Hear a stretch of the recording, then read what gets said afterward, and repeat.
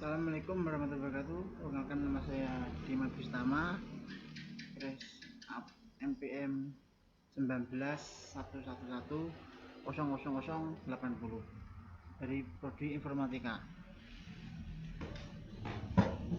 Pada kesempatan kali ini saya akan menerangkan atau mempresentasikan mengenai konsep dasar etika yang disusun oleh Hasti Hasanati Marfuah. Apa yang dimaksud etika? Moral, nilai, dan norma. Mengapa harus ada etika, moral, nilai, dan norma? Juga bagaimana nilai etika, moral, dan nilai normal. Nah, pada kesempatan kali ini kita akan membahas atau menjabarkan mengenai etika, moral, nilai, dan norma. Ya, silakan Putri. Selanjutnya, nilai, normal, etika, dan moral yaitu saling berkaitan karena semuanya berusaha mengarahkan manusia agar memiliki pola pikir, sikap, dan perilaku yang baik dalam hidup bermasyarakat, berbangsa, dan bernegara.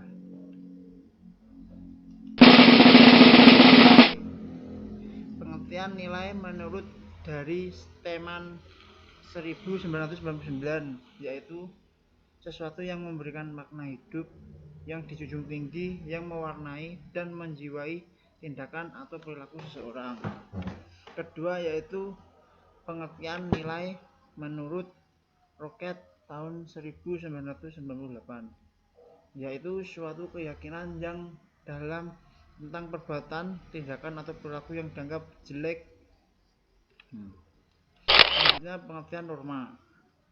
Norma dalam garis besar, norma adalah pedoman, ukuran, kriteria, atau ketentuan yang mengatur tingkah laku manusia dalam masyarakat berdasarkan nilai-nilai tertentu. Yang kedua yaitu norma adalah ukuran, pedoman, aturan, atau kaidah yang menjadi dasar pertimbangan dan penilaian yang mengandung sanksi dan penguatan terhadap tingkah laku manusia. Lanjut, norma sendiri itu dibagi menjadi 4 macam. Yang pertama ada norma kesopanan, yang kedua norma kesusilaan, yang ketiga norma agama, dan yang terakhir adalah norma hukum. Norma kesopanan dapat diartikan sebagai aturan-aturan yang muncul dalam kehidupan sosial sekelompok orang. Sanksi yang terdapat dalam nilai kesopanan yaitu dari masyarakat berupa cemoohan, celaan, tawa, pengasingan dari kehidupan sosial dan sejenisnya. Yang kedua yaitu norma kesusilaan. Norma kesusilaan adalah peraturan hidup yang berkenaan dengan bisikan kalbu dan suara hati nurani manusia. Sanksi yang terdapat dalam norma kesusilaan itu diantara lain adalah terutama dari diri sendiri, misal rasa bersalah. Begitu. Yang ketiga adalah norma agama. Norma agama adalah peraturan atau aturan yang sumbernya adalah firman atau perintah Allah melalui Nabi dan Rasul. Seperti judulnya norma agama yaitu sesuatu yang berkaitan mengenai agama atau kepercayaan masing-masing. Sanksi berupa murka Allah atau siksaan neraka. Yang keempat yang terakhir yaitu norma hukum. Norma hukum adalah peraturan yang dibuat oleh negara dan keabsahannya dipelihara oleh instrumen-instrumen negara. Ya, itu adalah norma yang berkaitan dengan hukum suatu negara. Sanksi dari norma hukum yaitu sanksi penjara. Norma hukum mempunyai karakteristik tersendiri, yakni berupa sanksi yang tegas dan imperatif jika dibandingkan dengan norma-norma yang lain. Yang setelah itu adalah pengertian moral. Secara garis besar atau etimologis, kata moral berasal dari kata mos dalam bahasa Latin, bentuk jamaknya mores yang artinya adalah tata cara atau adat istiadat. Dalam Kamus Besar Indonesia, moral diartikan sebagai akhlak. budi pekerti atau susila. Moral adalah hal-hal yang dapat mendorong manusia untuk melakukan tindakan yang baik sebagai kewajiban atau keharusan. Moral. Yang kedua adalah moral adalah sarana untuk mengukur benar atau tidaknya sikap dan tindakan manusia. Selanjutnya yaitu yang ketiga adalah ketiga yaitu moral adalah kepekaan dalam pikiran, perasaan, dan tindakan terhadap prinsip-prinsip dan aturan. Hal tersebut menurut gagasan dari Helden tahun 1997 dan Richard tahun 1971. Lanjutan yang keempat adalah moral adalah pandangan terbaik dan buruk, benar dan salah, apa yang tidak dapat dilakukan oleh manusia. Berikut adalah menurut dari Al Atkinson 1969. Dan yang kelima yaitu menurut dari Lamijan tahun 1995. Moral adalah ajaran yang berisi nilai dan norma untuk mengatur sikap dan tingkah laku manusia agar dapat melaksanakan perbuatan baik. Pembagian moral. 1. Moral umum. 2. Moral khusus. Dan di sini kita akan membahas mengenai moral khusus, yaitu moral khusus sama seperti dengan etika profesi. Contoh etika profesi perawatan, etika profesi dokter, etika profesi wartawan, etika profesi advokat, etika profesi guru atau dosen. Pengertian etika. Istilah etika berasal dari bahasa Yunani, yaitu etos yang mengalami banyak penafsiran seperti tempat tinggal yang biasa, padang rumput, kandang habitat, kebiasaan, adat, akhlak, watak, perasaan, sikap, dan tata cara berpikir. Selanjutnya yaitu pengertian etika menurut dari Helden tahun 1993. Etika adalah nilai, norma, dan ajaran yang dijadikan pegangan orang atau sekelompok orang. Etika adalah kumpulan asas. Yang kedua, etika adalah kumpulan asas-asas atau nilai dan kode etik dalam aktivitas atau profesi tertentu. Yang ketiga, etika adalah cabang ilmu tentang perbedaan tingkah laku yang baik dan buruk dalam kehidupan manusia. Berikut selanjutnya adalah pengertian etika menurut ahli Algernon D. Black tahun 1993. Etika adalah cara manusia memperlakukan sesama dan menjalani hidup dan kehidupan dengan baik sesuai aturan yang berlaku di masyarakat. Selanjutnya adalah contoh etika. Contoh etika ada banyak sekali, dan beberapa itu tercantum dalam mengucapkan salam saat bertamu.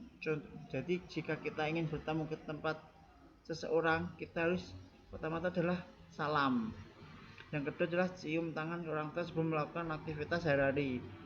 Cium tangan sebelum melakukan aktivitas pada orang tua itu adalah etika kepada orang tua. Yang ketiga adalah membuang sampah pada tempatnya. Etika tersebut adalah etika di mana kita dituntut untuk menjaga kebersihan di tempat manapun. Yang keempat adalah minta maaf saat melakukan kesalahan. Itu adalah etika kepada teman, tetangga, dan semua orang yang kita ada salah. Selanjutnya adalah makan menggunakan tangan kanan. Dalam etika makan menggunakan tangan itu sudah dapat dalam agama biasanya. Selanjutnya membungkukkan badan ketika sedang lewat atau berjalan kaki di depan orang lain, terutama yang lebih tua. Itu adalah etika sopan santun kepada orang yang lebih tua. Hubungan nilai norma, moral, etika, sikap, dan tingkah laku. Ragam nilai norma, moral, etika sama dengan sikap dan perilaku manusia. Manfaat kita mempelajari nilai normal, etika, dan moral. Kita dapat menjunjung dan menghargai nilai-nilai kemanusiaan. Yang kedua, kita lebih toleran, etis atau santun, dan adil dalam bersikap dan bertindak. Selanjutnya, kita lebih dapat menghargai kemampuan dan karya orang lain. Selanjutnya kita lebih bertanggung jawab terhadap bidang ilmu yang diampunya. Kita dapat meningkatkan profesionalitas. Macam-macam etika. Etika, salah satu macam dari etika yaitu etika deskriptif, yaitu etika yang berusaha meneropong secara kritis dan rasional sikap dan perilaku manusia dan apa yang dikejar oleh manusia dalam hidup ini sebagai sesuatu yang bernilai. Etika dasar deskriptif memberikan fakta sebagai dasar untuk mengambil keputusan tentang perilaku atau sikap yang mau diambil. Yang kedua adalah etika normatif, yaitu etika yang mengajarkan berbagai sikap dan pola pikir ideal yang seharusnya dimiliki oleh manusia dalam kehidupan sehari-hari. Etika normatif juga memberikan penilaian sekaligus memberikan norma sebagai dasar dan kerangka tindakan yang akan dilakukan. Etika dibagi menjadi dua, yaitu etika umum dan etika khusus. Etika umum membahas prinsip-prinsip moral dasar, sedangkan etika khusus menerapkan prinsip-prinsip dasar pada masing-masing bidang kehidupan manusia.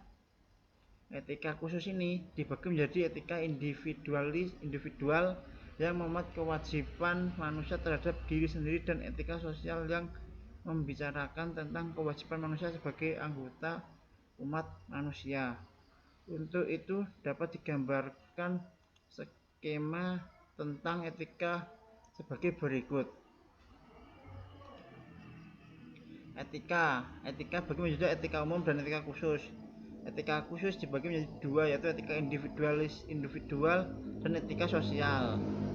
Etika sosial dibagi menjadi 6 perkara, yaitu etika sesama, etika keluarga, etika profesi, etika politik, etika masyarakat, etika ideologi. Selanjutnya itu dibagi menjadi biomedis, hukum, pengetahuan dan lain-lain. Itu penjelasannya sebagai berikut. Secara umum dibagi menjadi dua etika secara umum dibagi menjadi dua. Etika umum mengajarkan tentang kondisi-kondisi dan dasar-dasar bagaimana seharusnya manusia bertindak secara etis, bagaimana pula manusia bersikap etis, teori-teori etika dan prinsip-prinsip moral dasar yang menjadi pegangan bagi manusia dalam bertindak serta tolak ukur dalam menilai baik atau buruknya suatu tindakan.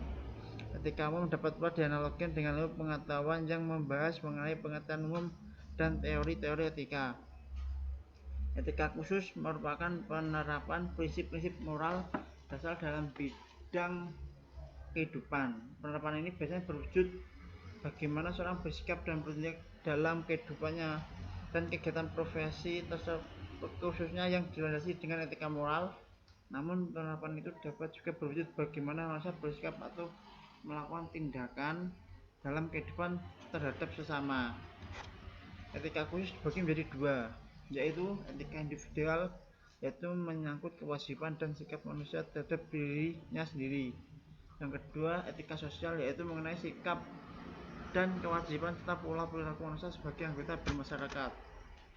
Etika sosial meliputi banyak bidang, antara lain sikap terhadap sesama, etika keluarga, etika profesi, etika politik, etika lingkungan, etika ideologi. Nah, dari sistematik di atas kita dapat melihat bahwa etika profesi merupakan bidang etika khusus atau terapan yang merupakan produk dari etika sosial. Tapi kita lanjut, ya sudah selesai. Nah, dari penjabaran di atas dapat kita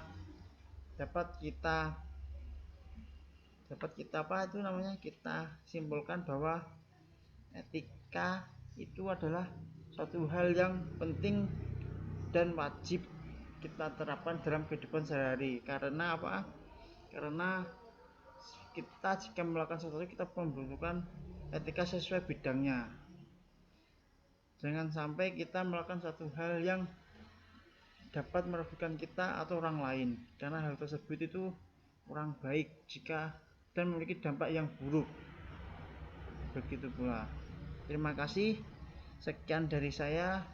Ada kurang dan salahnya saya mohon maaf. Wassalamualaikum warahmatullahi wabarakatuh.